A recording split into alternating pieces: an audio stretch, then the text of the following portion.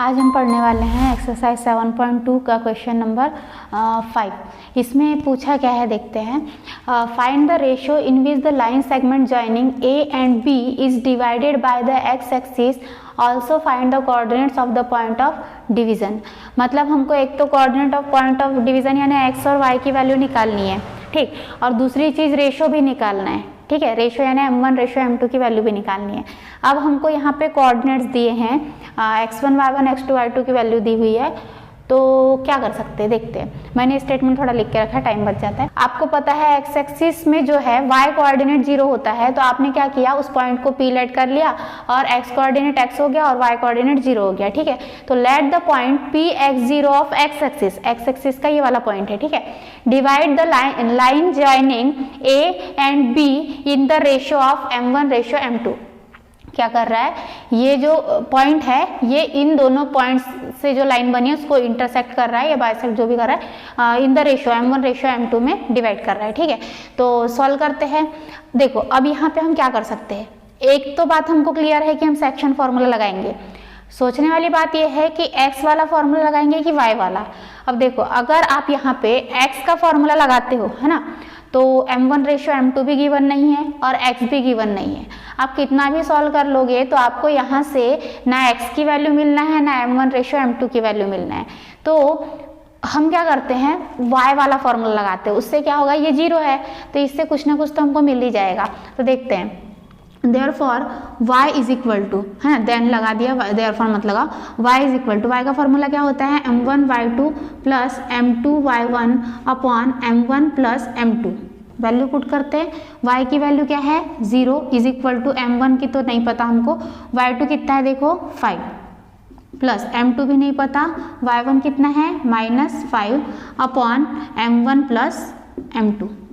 देखो इससे क्या होगा, m1 प्लस m2 को जब हम क्रॉस मल्टीप्लाई करेंगे तो इस साइड आके 0 से वो मल्टीप्लाई हो जाएगा और पूरा ही 0 हो जाएगा। तो यहाँ पे कितना बचा, 5m1 माइनस 5m2, है ना, ये इससे मल्टीप्लाई हो गया माइनस 5m2। तो इससे क्या हो जाएगा, इसको इस साइड ट्रांसफर मार दो, 5m2 या फिर हाँ जैसे भी 5m2 is equal to 5m1।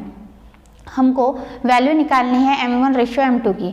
तो यहाँ पे क्या हो जाएगा, देखो ये हो जाएगा m1 अपनी जगह रहने दो, m2 को इसके अपॉन में लेके जाओ, ये वाला 5 अपनी जगह है, ये वाला 5 जो है वो इसके नीचे आ गया, इसको हमने काट दिया तो 1 रेशियो 1। तो हमको क्या मिल गया, m1 रेशियो m2 की वैल्यू 1 रेशियो 1 रेशियो मिल गया। इससे पहले वाले क्वेश्चन में भी हमने रेशो फाइंड किया था, लेकिन वहाँ पे जो है रेशो कुछ और आया था। यहाँ पे आपको रेशो 1 रेशो 1 मिल रहा है। इसका मतलब क्या है, देखो इसका मतलब ये है कि अगर आपने किसी लाइन सेगमेंट को इंटरसेक्ट किया है तो 1 रेशो 1 मतलब इसने बराबर 2 पार्ट में इसको डिवाइड किया है, इक्वल 2 पार्ट्स में डिवाइड किया है, ठीक है। तो यहाँ से हमको ये पता चला कि ये जो बीच वाला पॉइंट था, है ना, ये मिड पॉइंट है, मिड पॉइंट है ना। बाकी तो पॉइंट कहीं पे भी आ सकता था लाइन सेगमेंट में, पर इक्वल रेशो में डिवाइड किया, इसका मतलब वो मिड पॉइंट है। तो हम क्या लिखेंगे, दस P is the mid point, mid point, ठीक है।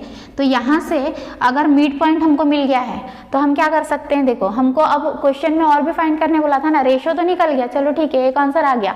अब आपको बोला है कि find the coordinates of the point of division. Point of division जो भी है ये वाला पॉइंट, ठीक है, तो इसके हमको कोऑर्डिनेट्स फाइंड करने। देखो y कोऑर्डिनेट तो 0 है, लेकिन x कोऑर्डिनेट तो आपको फाइंड करना पड़ेगा, है ना। अब कौन सा फॉर्मूला लगाओगे कि इसका आंसर आएगा, देखो सेक्शन फॉर्मूला हम लगा सकते थे, लेकिन रेशियो अगर कुछ और होता तो, जब हमारे पास उससे भी इजी रास्ता है तो हम सेक्शन फॉर्मूला नहीं लगाएंगे। मिड पॉइंट है हमको पता चला तो हम मिड पॉइंट फॉर्मूला लगा देते हैं।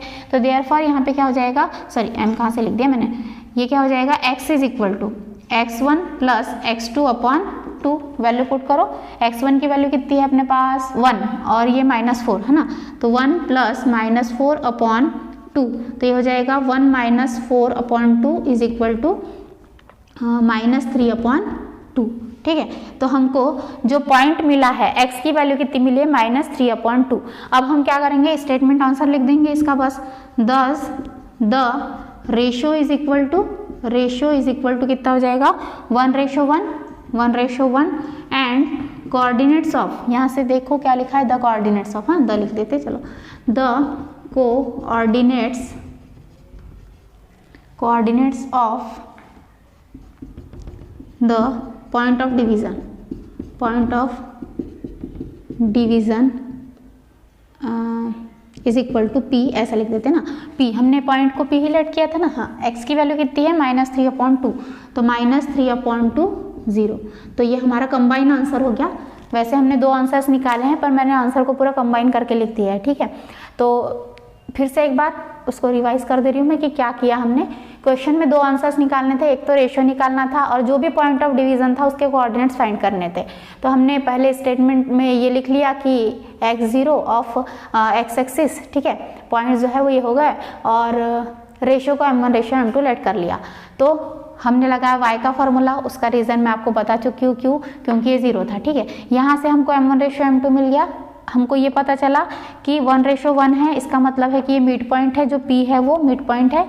तो हमने फिर जो है x की वैल्यू निकाल ली, है ना, coordinate of the point of division बोला था, कोऑर्डिनेट हमने क्या लेट किए थे x0, 0 तो पहले से ही था, मतलब हमको x कोऑर्डिनेट निकालना था, तो x वाला फॉर्मूला लगाया हमने, मिड पॉइंट फॉर्मूला, और ये कोऑर्डिनेट हमको मिल गया, और लास्ट में हमने स्टेटमेंट डाल दिया, ठीक है। तो ये क्वेश्चन थोड़ा सा लंबा था बाकी क्वेश्चन से, लेकिन अच्छा क्वेश्चन है और एग्जाम में पूछा भी जाता है, इसलिए थोड़ा ध्यान से इसको प्रिपेयर करना है, ठीक है। तो ये क्वेश्चन यहाँ पे ख़त्म होता है। अब जो नेक्स्ट क्वेश्चन है वो हम देखेंगे नेक्स्ट वीडियो में, तब तक के लिए थैंक यू।